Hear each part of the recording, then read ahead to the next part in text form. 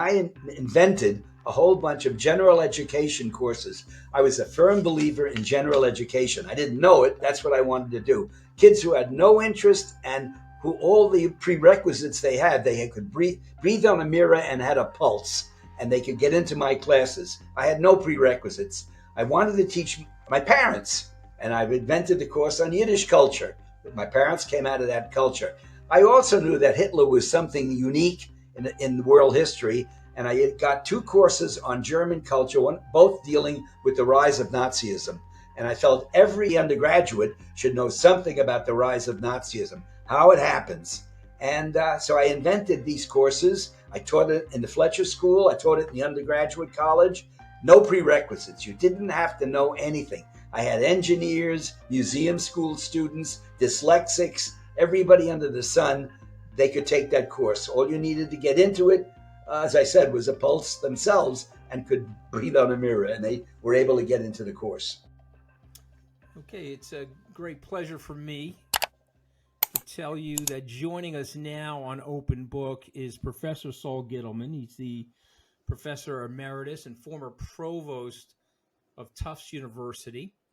Now, he's written several books, but his most recent book is An Accidental Triumph, The Improbable History of American Higher Education. What a time to be talking to you, sir. And just as a way of background, I met Professor Gittleman. He probably may not remember this as well as I remember it, but I met him in November of 1981. So this is 43 short years ago. I had a lot of pimples on my face. I took the Eastern shuttle to Boston to spend some time with you. And you told me to get my, well, you're very polite. You never use any bad words or anything like that, but you told me to get my stuff together, Yeah, Professor.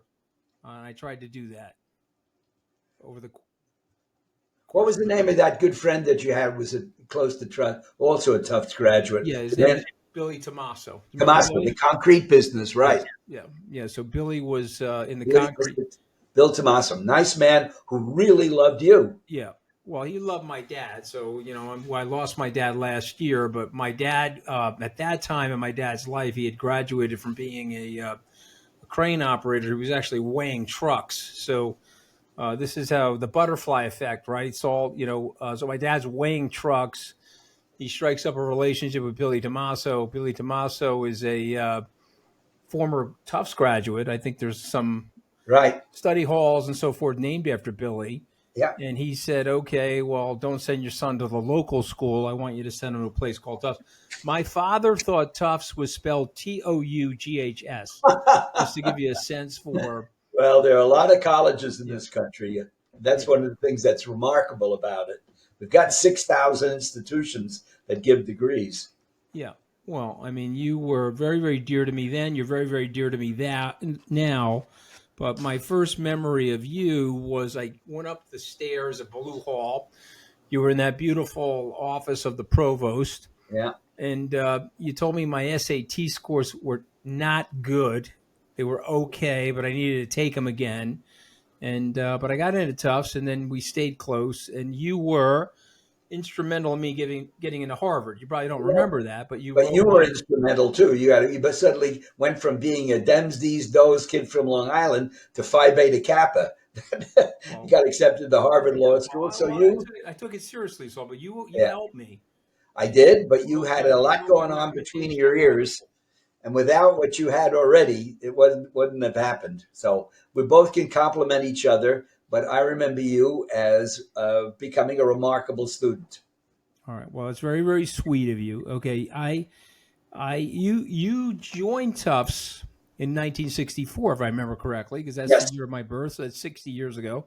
But you've been in higher education for 7 decades. Yep. I have that correct. Next birthday is number 90. Yeah, and you look great. God bless. And, so I expect to be at your 110th birthday. Hopefully you'll still like me at that point and you'll invite me. But let's talk about the choice of going into higher education for somebody like you, very, very gifted man, could have done anything. You were also a great athlete and a great baseball player. But let's start with the choices that you made and your origin. So much in life is serendipitous, Anthony. You've learned that yourself. It's an accident. My parents were East European immigrants who never spent a day in a school anywhere, neither in Europe nor in America. They snuck into this country after World War I. My father came illegally, my mother came legally, and settled down. But they never learned. My mother couldn't read or write.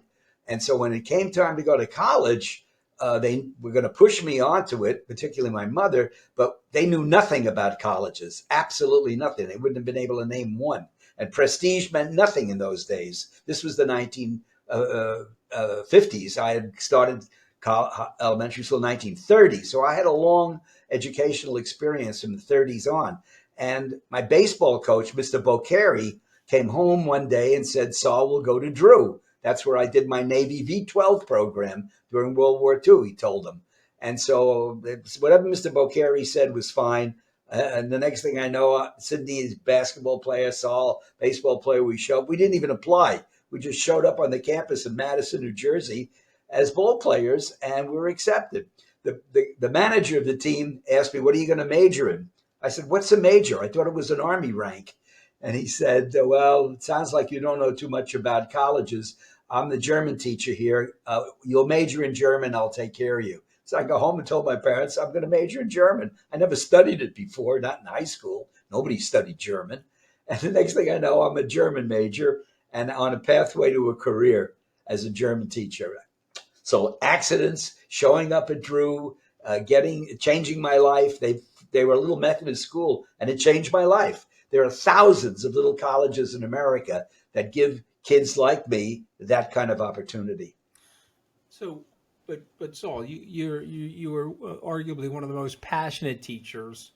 I took as many of your courses as I could take. So you had a passion for education, and you had a passion for lecturing. And am I wrong? Tell me. I was a performer. I didn't know it. I didn't know myself. Teaching and what you get a degree in, you get a PhD eventually. It's a research degree. The only thing you're really taught is how to do research.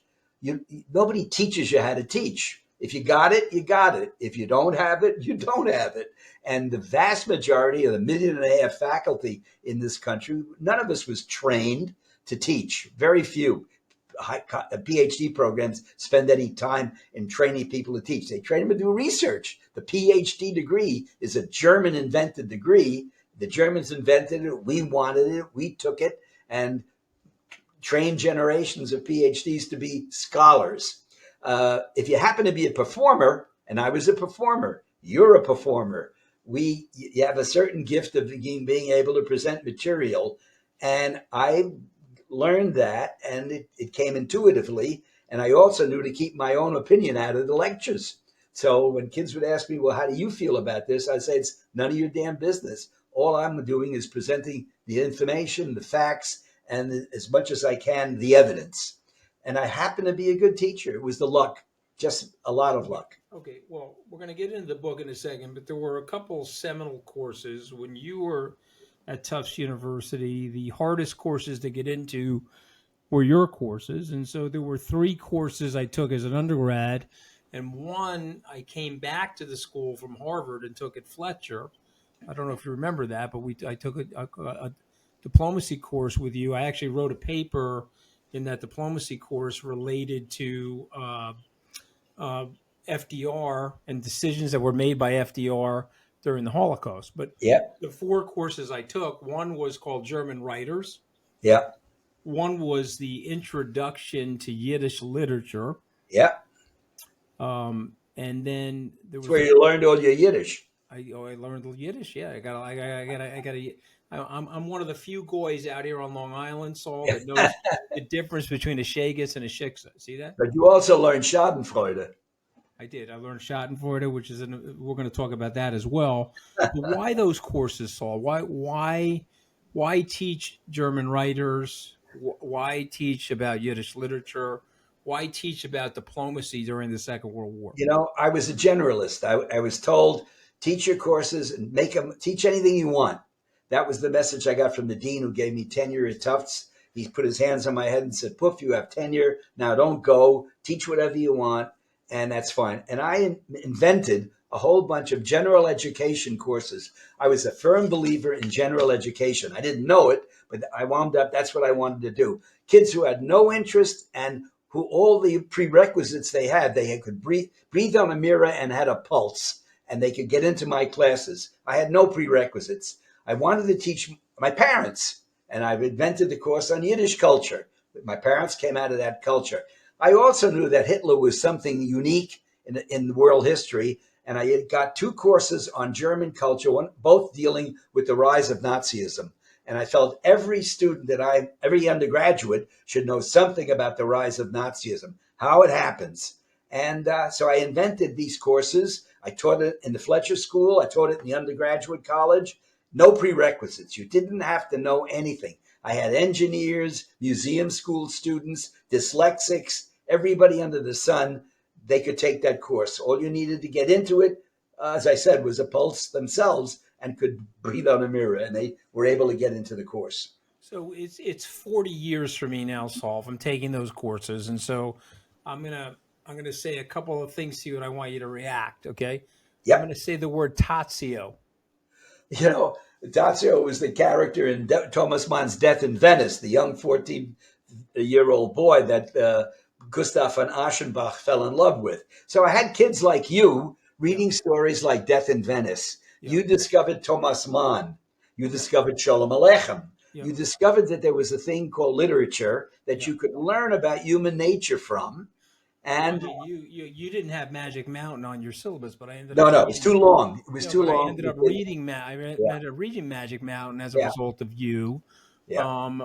So when I say 𝗕cie, you know what I'm talking about, right? Oh, sure. Do you remember the scene in Death in Venice when Gustav von Aschenbach stopped with the overripe strawberries? You remember overripe strawberries, and he kills himself. 40 years later, I still remember, right? So you must have impacted me somehow, right? Yeah. But the point was the messaging. Tell me if I got this wrong. You were describing the Eastern European Jews and their culture of suppression and oppression. And they were telling very interesting stories at that time. One of the stories was the lottery ticket. It left a very big impression on me. One of the stories was 𝗕ጽ𝗵𝗄𝗏. Yeah. And of course, you had the 𝗕vi𝗺 stories that 𝗕ጽ𝗵𝗃 wrote about. Mm-hmm. And these were about family.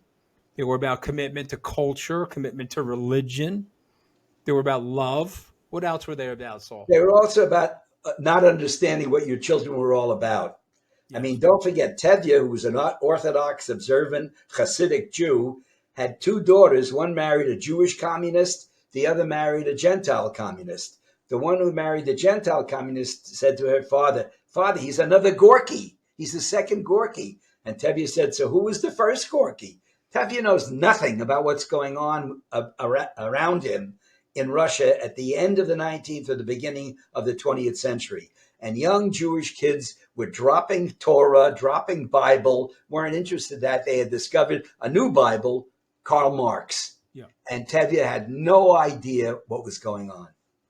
And so that part of it, not understanding children and their parents, that was a big part of that course also. A tragedy for 𝗕vi𝗺. When I was reading that as a young man, I felt the emphasis on culture, the value system. You also put in that course things about reform as the Jews left Europe and came to the United States. Goodbye, Columbus. Yeah. The Philip Roth stories.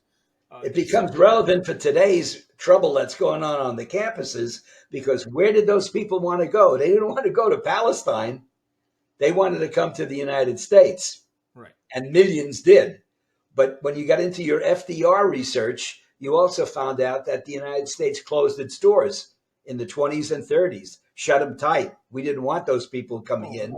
Especially during the war. I mean, before the war, in the Reed Johnson war, we sent ships back. We were. Oh yeah, but the Reed Johnson Restrictive Immigration Act was 1924. Yeah, that's why my father had to come in illegally. He came on a boat loaded with Scotch whiskey. He said it was during Prohibition.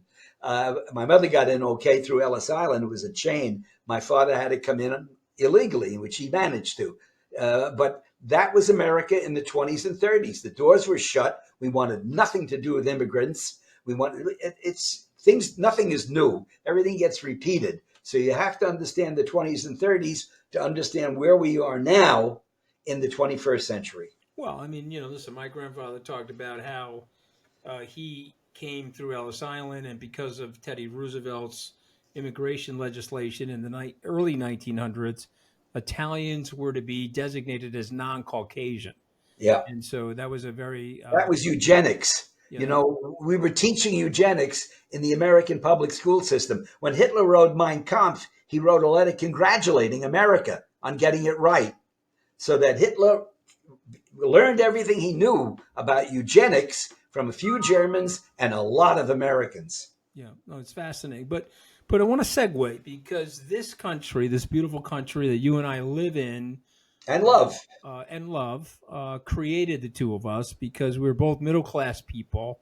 Yep. And without higher education and the enrichment that you get from higher education, the continuous learning, the curiosity, the fire that gets ignited at an undergraduate university, you don't end up having the lives that we've had, these interesting lives that we've had. So tell us about higher education in America, the Moral Land Grant Acts of the 19th century, and this beautiful book that you've written about education. Well, you need about 2 or 3 weeks or a 15-week course for this, Anthony. But the American higher education is unique among anything in the world. There's nothing like it. We have 6,000 degree-granting institutions. Some are tiny, some are huge, some are faith-based. We have religious institutions.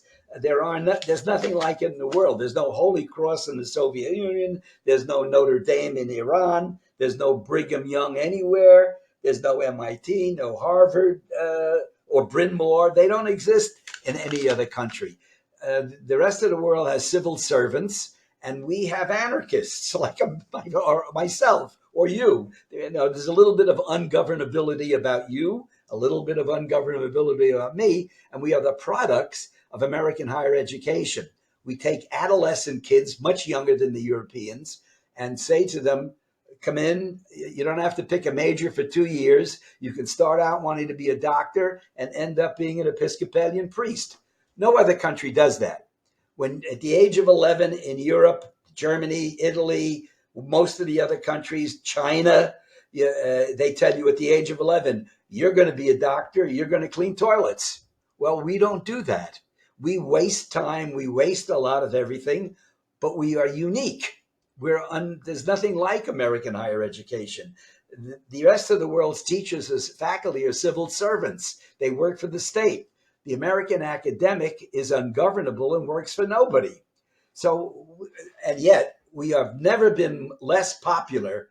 The rest of the country right now considers American universities, American higher education, the biggest problem that they've got. It's worse than China. It's worse than Iran, worse than anything. The American colleges and universities. That's the general impression that Americans have of their colleges and universities. At the same time, they don't want to recognize that we are the envy of the world. The rest of the world has already sent 1 million of their children to American colleges. If we would let them in, they'd send 2 million, or they'd come themselves, because what they want is what they don't have and what we have, a kind of unbelievable freedom to learn and to do pretty much whatever you want. American people don't like what they have now. In the 20s and 30s, nobody cared. I learned my Civil War history from Gone with the Wind. I thought that was it. Everything was, and I learned we cared more about Knute Rockne, All-American, and Pat O'Brien playing Knute Rockne and Ronald Reagan playing the Gipper in 1940 than we cared. People knew who they were. They wouldn't have known who the president of the University of Chicago or Harvard was. They didn't care. What was the American image of college student? It was Groucho Marx and horse feathers. They laughed at it. He was president of Huxley College trying to win the big game against Darwin College and hired 2 professionals, his brother Chico and Harpo, to play on the football team. It was anarchy, chaos, and funny. And Americans prefer their colleges and universities that way, right up through John Belushi in Animal House, 1978. We don't want our colleges to be successful or serious. We win the Nobel Prizes. We are the envy of the world, and they don't care.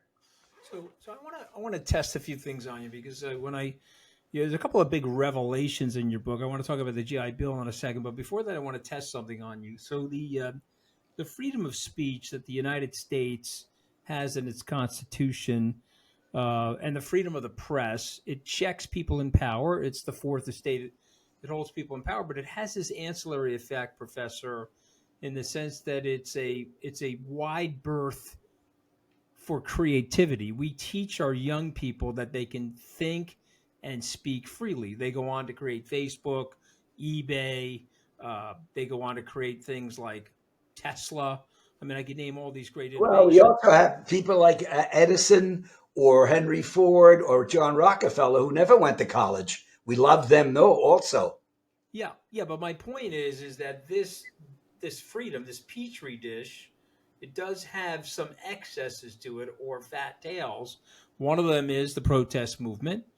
One of them is, the silent majority may not like certain. I've always viewed our universities as the lungs of the First Amendment. Meaning, they love Division I athletics. They love the transfer portal. They love the billion-dollar industry now, hundreds of billions of dollars of gambling that's going on. There's not much criticism of that, but that is one of the great disgraces of higher education, but it'll never go away because we love it.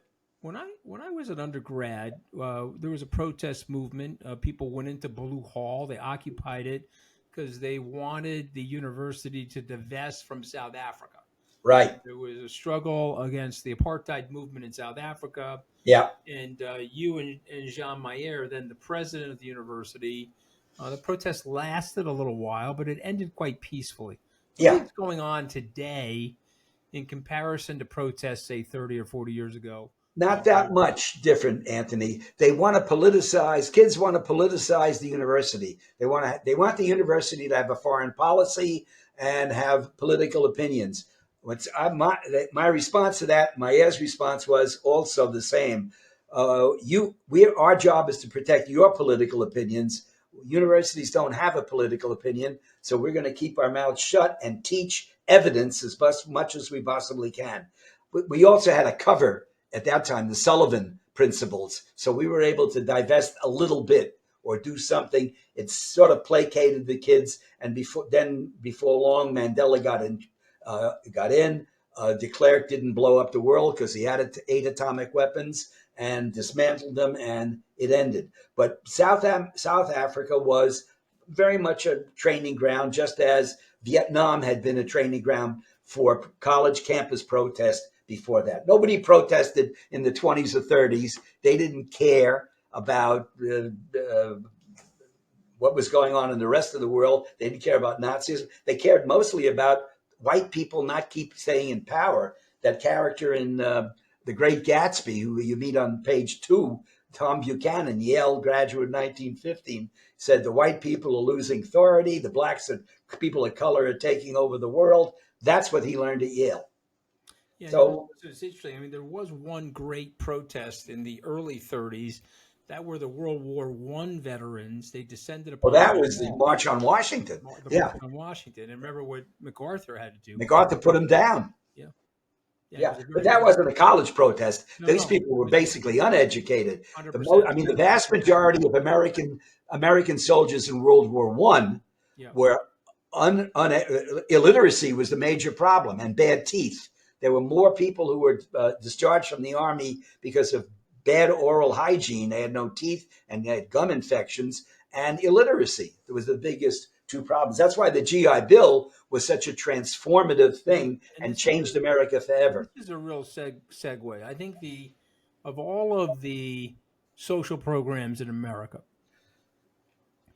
the thing I got out of your book, and I want you to react to it, is that the GI Bill did more to create the American dream than anything that I could think of, because you took Jews from East New York and Italians from Williamsburg, Brooklyn, who had no shot at getting educated. They came out of the army and they were told by the U.S. government that their tuitions were going to get paid for. So they showed up at Pace University or 𝗕'Stra or 𝗎𝑢𝑛𝑦. Anywhere they wanted. And they went from blue collar families to white collar aspirational living. Tell us a little about the GI Bill. First of all, it was an accident. Yes, of course. The American The Legion. accident of the GI Bill. The American Legion did not want a repeat of World War I or the end of World War I, when there were 200,000 soldiers coming back whose jobs had been taken by somebody else. So they wanted to create a means by which maybe 250,000 returning soldiers could hold off for a year or two or three or even four and let the economy settle down. Well, 250,000 and go to college. 250,000 didn't go to college. 7 million did. They never expected this tidal wave of soldiers coming back who decided they wanted an education. So it shocked them. The colleges all of a sudden exploded, needed anybody standing in front of a classroom. That's how I got my opportunity to teach anywhere I wanted. It was before World War II, the faculty was 99% male, Protestant, white. Right. The student body was 90% white, Protestant, male. And that was it. World War II changed it all, and the GI Bill was basically responsible for that. But so I want you to react to this, because I think about this often. World War II changed so many different things, but think of The Man in the Gray Flannel Suit for a second, and the Sinclair Lewis book. Think of Mad Men, the television series. These men, mostly men, they came back from the war. 1 million more married war brides. Right. 1 million married war brides. They come back from the war. They have this organizational structure of the military. They apply it to corporations. They matured. They were much more mature. They were much more mature, and they applied it to businesses large and small, but they also applied it to American politics. 85% of our members of the Congress, both in the Senate and the House of Representatives, came out of the war. That's the big change now. Now, when the draft ended in 1973, that ended 99% of the country's relationship with the military. Now you've got hardly any. You got this group of people who do all the fighting, and most of the Americans don't know any of them. But I think it's contributed to the great polarity of our time. Do you know? Oh, yeah. George McGovern couldn't really fight with Bob Dole. They both served in World War II. Yeah. And even though they were ideologically opposed, they loved the country and the Constitution. It didn't save John Kerry in Vietnam. Right. He lost, they made fun of him or whatever they did. They made it a political thing. It didn't even the senator from Arizona, John McCain, that it didn't help him, even though he was in the Hanoi Hilton. So by that time, Americans were getting sort of already isolated, and it's got the complete separation between military soldiers fighting wherever they are fighting now, and the rest of the population. And the Congress reflects that. So we still have the largest economy. We still have the largest amount of business startups, the largest amount of venture capital. Most of this flows from this great asset that the United States has, which is its higher education. It's research. It's research. Research, yes. And yet we have this bad rap about higher education. And we win all the Nobel Prizes also. And we win the Nobel Prize. So I want to put you in charge for a few minutes. You're now the Mad Men marketing executive. You're the ad guy for higher education. What is the message that America would need to hear about their higher education? Just try not to be quite so anti-intellectual. And now, American higher education has shot itself in the foot. We make terrible mistakes also. The costs are out of control. It's $1.7 trillion of debt. Poor Biden is trying to deal with it. He can't. And people yell and scream. The big-time athletics is a disaster. We have scandals of people trying to get their kids into prestigious schools. Besides March Madness, the football thing, we have Stanford football players flying now to the East Coast to play games. So we create an insanity, and there are many, many mistakes in higher education. At the same time, just acknowledge that we are the envy of the world. And the rest of the world, even though you don't want to acknowledge it, normal John Q. Public America, just accept the fact that our research, our Nobel Prize winning research, is the greatest in the world. And the University of Shanghai, the Chinese monitor this very closely. They have a list of the 50 best research universities in the world, and you publish that list, and 40 of them are American. And the Chinese themselves acknowledge this. They have spent billions and billions in trying to catch up. They have not yet. And ironically, they haven't yet because we have let our research become what it always should be, free and unfettered research to break through and make great discoveries. That doesn't happen anywhere else in the world. Hitler had an opportunity. The Germans had the greatest educational system in the world up until 1933. Then he politicized it, destroyed it, and within 10 years, we got the bomb. The only reason we got the bomb is we got the Germans and Hungarians who helped us get the bomb. Well, Saul, you ignited a fire in me of lifetime learning. And so as a result of you, I've read more than my share of Rilke, more than my share of Bertolt Brecht. I've read passages of Goethe. And it's what it all is about, Anthony. It's lifelong learning. That's why it's called commencement. It's the beginning. Right. Amen. But I want you to react to this for a second, because you said this to me 40 years ago and I didn't fully understand it. But what you basically said was that Adolf Hitler was a man. And, we have a tendency to demonize him today. Okay. And yes, he could have been perhaps one of the most evil people to live, or at least the most evil that we're able to historically record. But what is it about human nature, Saul, that creates somebody like Adolf Hitler? Because we can demonize him and two-dimensionalize him, but we have to recognize, because you asked me to read a book called Damien by Hermann Hesse. And in that book, we talked about the abraxas, the good and bad in each of us, and that we're blended between good and bad. And some of us have more bad than good and vice versa. So what do we learn about human nature and people like Adolf Hitler? I think I remember, if I can remember my lectures about that all through that semester, I talked about also the need for a scapegoat. You've got to have somebody you can hate. And we've only got 6,000 years of recorded history. I remember telling you that too. All we got is the evidence of 6,000 years of recorded history. And in those 6,000 years, we have never been able to stop killing in the name of something. And once you find a scapegoat and you've got the technology to be able to kill a lot of people, then you get the mass death that we're getting, that Hitler got to, World War I got to.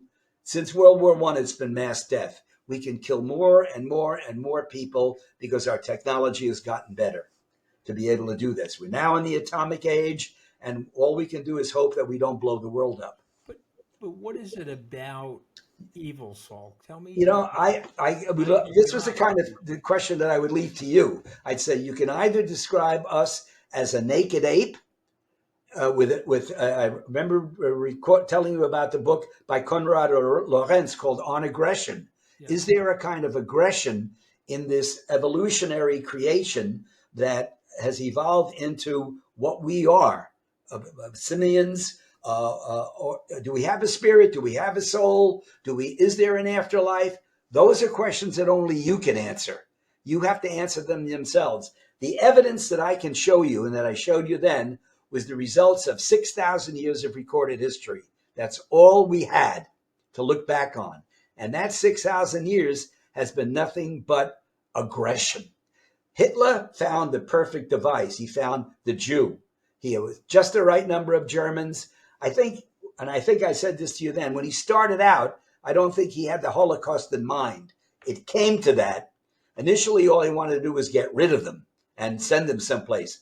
America didn't want them. Nobody wanted them. So they had no place to go. And they wound up among the 50 million Europeans who died. 6 million were Jews. 14 million were Russians. God knows how many gypsies. But you had to find people that other people were willing to despise. And that has been the nature, That's the way it's been. We haven't really gotten away from it. We're looking for enemies now to demonize. Yeah, well, I mean, listen, the Jewish population is now back to where it was prior to 14 World War million. II. Yeah. Yeah, and so it was obviously absolutely devastated. The tell us a little bit about Theodore Herzl, who he Well, you know, was. Herzl is an interesting example because you don't hear too much about him in this debate. Right. Herzl was a Hungarian Jew who was totally secular. Right? He didn't want to get bar mitzvahed. He didn't want to speak any language but German. He wanted nothing to do with anything. And then he almost converted to Catholicism.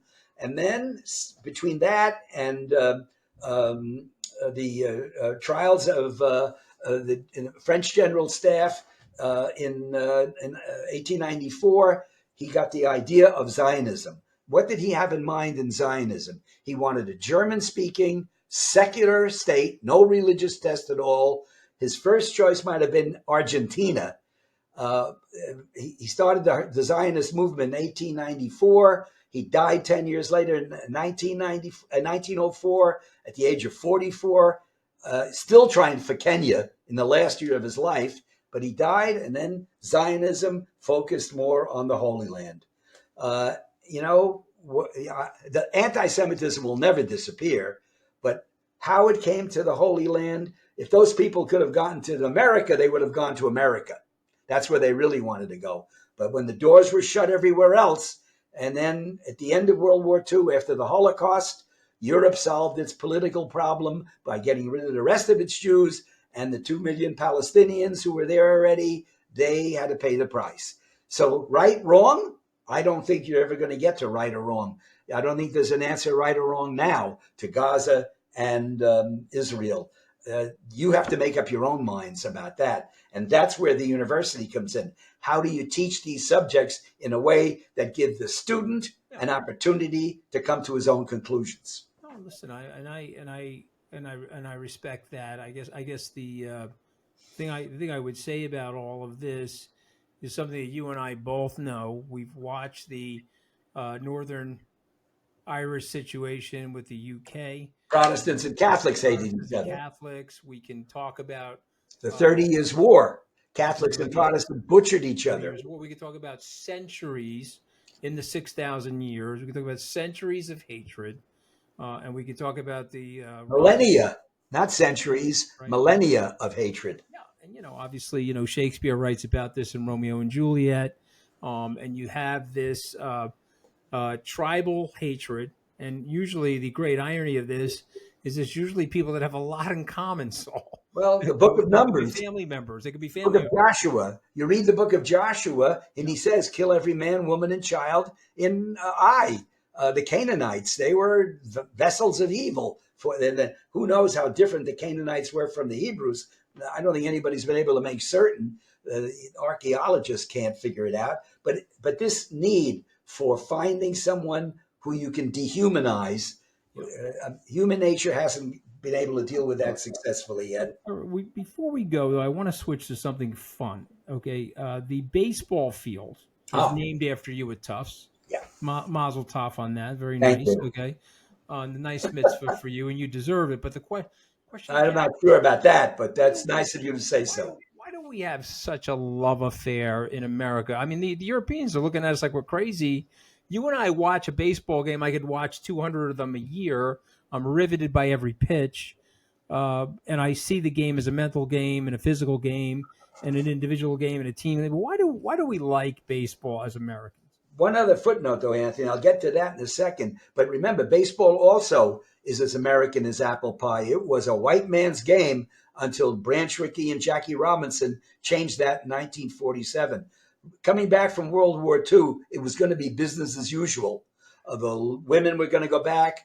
Levittown was, you could not sell your property to a Negro. Yeah. That's the way it's in the protocol language. But Robinson and Rickey came along and changed baseball and changed the national pastime. So that even at baseball, which I taught baseball history for 15 years at Tufts, also reflected all the pros and cons of American prejudice. And we are a nation that has always had a prejudice. We create our own narrative and believe we create a narrative, but there are several different truths about American history. Baseball, the big thing about baseball when it was created was to make sure it had no English roots. They used to yell and cheer, no rounders, no cricket. Baseball has nothing to do with cricket. Well, that's not true. Baseball, if you look at the way they turn their hips, baseball is an evolution of cricket or the English game rounders. But Americans fell in love with it because it was fast. It was a fast game. And then Babe Ruth learned to turn his hips. Up until then, it was a game of separate hands. Ruth learned to turn his hips, hit home runs. Americans loved it. And that love affair has only gotten bigger. Now you can gamble on it, just like you can gamble on you can gamble on basketball and football more. I'm not sure if America is baseball is the American pastime any longer, because it's not as easy to gamble as you can on football and basketball, where you can cheat. Listen, it's still, like you said, it's a part of the Americana. But it's part of Americana, and it's a myth that we want to maintain, the national pastime. Football is more the national pastime. March Madness is more the national pastime. More money is spent gambling there than spent on gambling on baseball. Okay, of course, another great book by you, Reynolds, 𝗏𝗍, and 𝘱𝗵𝒻, New York's Big Three in the Yankee Dynasty, 1949 to 53. And there's an amazing book about those three pitchers. It really is. It's, I think, the best book I ever wrote, because it was a time DiMaggio was in decline.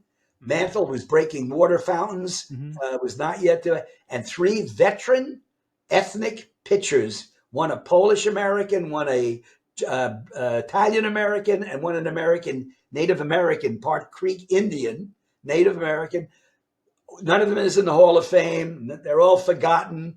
People don't even know who they are anymore. Created a record that nobody will ever break. 5 consecutive World Series victories, championships, 49 to 53. And of course, the great Yogi Berra was catching. Berra was there. So it's important. But they taught Berra how to be a catcher. Berra would never even call curveballs because he was afraid to have, with a man on base, he was afraid that to have a curveball come at him if a runner was on first base. He was terrified of Robinson and Reese. And they played the Mayor's Cup game in 46, 7, 8, 9, 3-game series before the season began. And Robinson and Reese used to steal Berra's jock. Yeah. They were despaired that Berra would ever become a catcher. They argued about that play at home plate, which he used to yell. He argued until his day. But if you take a close play, he made it close. He was behind the plate. Yeah. He had to reach forward. You can look at that video 1,000,000 times, and Berra will keep arguing, but he will not argue where he was standing. Yeah. He was behind the plate. Yogi told me in Steinbrenner's box that Robinson was out, but he loved Jackie Robinson.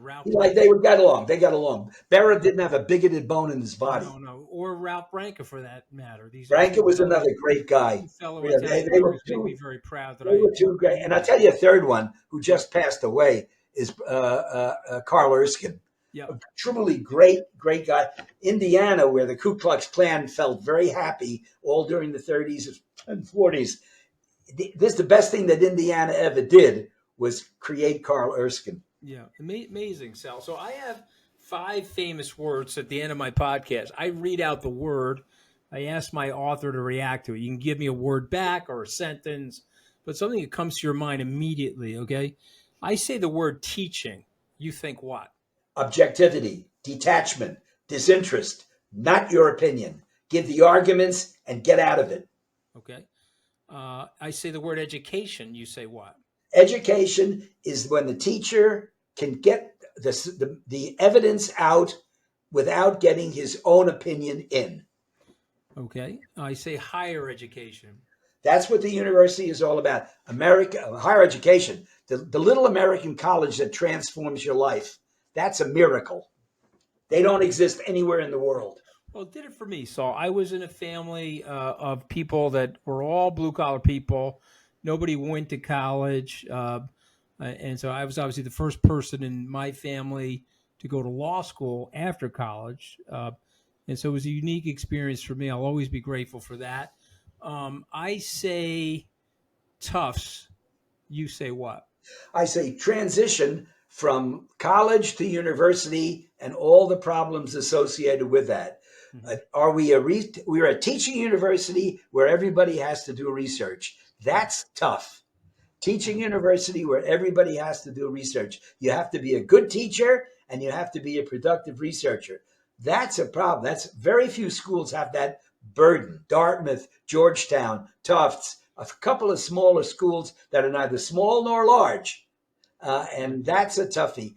I was an okay researcher and a very good teacher. Okay, my last word, okay, and I'm going to give you the last word, of course. I said the word America. America, who owns the narrative? Who gets to tell the story? That's what the fight is all about now. It's who controls the narrative, who gets to describe what America really is all about. And that's what the fight is. They call it the culture wars, but it's who owns the narrative. Mm-hmm. And you tamper with American narratives, you do so at your own risk. We don't want to hear nasty things about Columbus or about Custer or about slavery. We think that there is a nicer story to tell, and that's the one we want to hear. Yeah, it's very fascinating, Saul. The title of the book is An Accidental Triumph, The Improbable History of American Higher Education. It's written by Professor Saul Gittleman. And Saul, you made a big impact on my life. I hope you know how big of an impact. And so I'm very grateful to you all. It's what we're in the business to do, Anthony. And please take care.